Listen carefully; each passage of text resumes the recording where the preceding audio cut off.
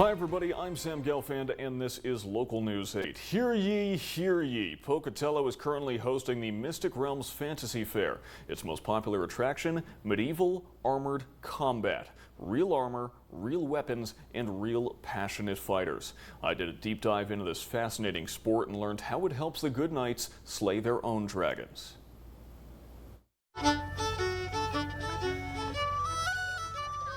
Within the Duchy of Idaho and the County of Bannock is a fair, a midsummer pilgrimage for those who swear fealty to the fantastical, the historical, or just want to dress up. You know, I may ask to borrow this again the next time I have to talk to my boss.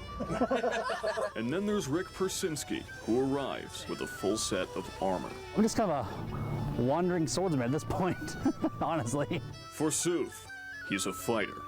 Fight, are you ready? Fight, are you ready? Start fight!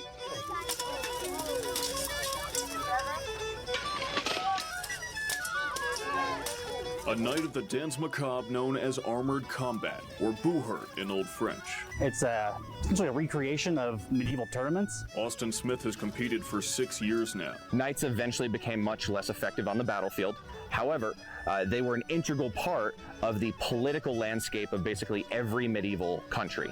So instead of just completely doing away with them, King Rene of France was able to codify the rules and turn it into a form of sport and negotiation tactic. 600-year-old rules. You cannot hit the feet, the back of the knee, or the neck, and you cannot stab. 600-year-old tactics. Trips, kicks, throwing, hitting, general pain compliance. If you can get them to the ground, they're done. And 600-year-old weapons. So the only real weapon things we can't do in the sport are hammers and things meant for stabbing.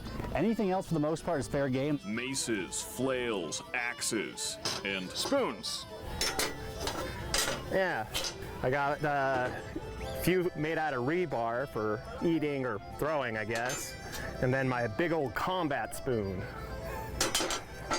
And the combat spoon is actually used in armored combat. It qualifies as a one-handed mace. Someone has to make this stuff. Yeah, I have a few other weapons here that I've made.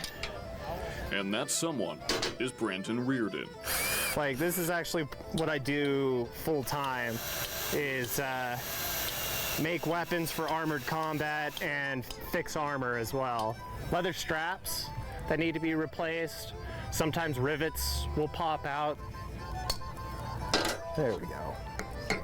You know, working on people's stuff, it definitely tells a story of, you know, what happened to it. You see dents and scratches, you know, all kinds of stuff. Weapons are real. Oh yeah. None of this is made up. 100%. None of this is made up. It's right to the ribs. Yep. A real weapon is all about the design and the metallurgy. You could sharpen a spatula and it wouldn't become a combat grade spatula, right? They are made of steel, much like they would have been made back then. You can actually flex it really far and it'll go back to true. Now there are some limits to the historical accuracy. The blades that they use are dulled so that no one gets seriously hurt. Also, there's a distinct lack of plague in the air, and from the smell of it, most of the fighters have bathed. But do not let thyself be japed. Oh, there we go. Couple of hard hits flying in. Buhurt, Boo hurts. It's a sword. So imagine being hit by a car going about 25. Oh, right in the face. And accidents do happen. 30 seconds, fighters, 30 seconds. Oh! Swords snap and bones break. I broke my hand last year doing this. It happens. I ended up getting my arm broken by taking a two-handed battle axe directly to my ulna, snapped it clean through. Broken scapula, broken collarbones. I've seen a person take an axe to the face, almost go take his eye out. ACL tears, rotator cuff, that type of thing. But as much as it hurts, it heals. We have a lot of vets in this community. Rick served in the Navy. It kind of brings back that camaraderie that we kind of missed from being, you know, stationed with other people going through hardships, going through hard times. It kind of brings that back a little bit and lets us all get something to bond over in the now versus in the past. Another fighter who goes by Vex Wolf was a Marine. It's an outlet that helps us get our, not anger out, but it helps us release without the worry of PTSD. It's combat without being in a sticky situation. Getting hit very much triggers people, whereas with this, there's that soft cushion that just You feel it, but You feel it, but you know it's not going to harm you. It's guilt-free bloodlust for the adoring crowds, and as the fighting fuels them, they fuel the fighters.